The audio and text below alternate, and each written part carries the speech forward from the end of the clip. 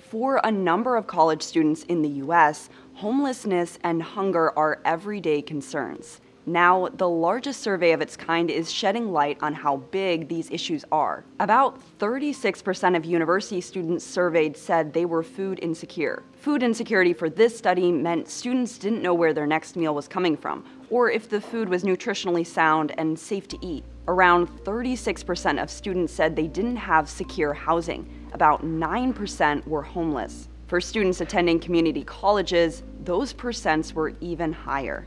But before we break these stats down a bit more, keep in mind most of the students surveyed had jobs or were looking for one. If we look at food and housing security and gender, researchers found female students were more likely to be food insecure than males, and non-binary students were even more at risk. When it comes to race, Black students were more likely to not have food security compared to their white peers. There were also elevated rates of housing insecurity for Black students compared to white students. Homelessness was especially an issue for Native American students, and students who said their race was, quote, mixed. And pressures like food and housing insecurity can cause students to work more, and thus get lower grades. So how did these findings from 2017 compare to 2016 and 15?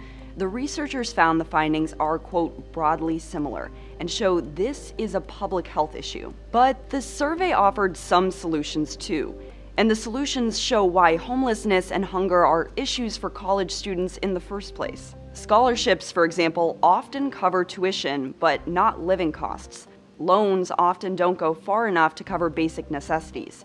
So the researchers said financial aid needs to be more well-rounded. Researchers also mentioned collecting data is important, as not all universities do on these issues, and that universities, lawmakers, and partnerships with local organizations that offer resources can help alleviate the needs of these students.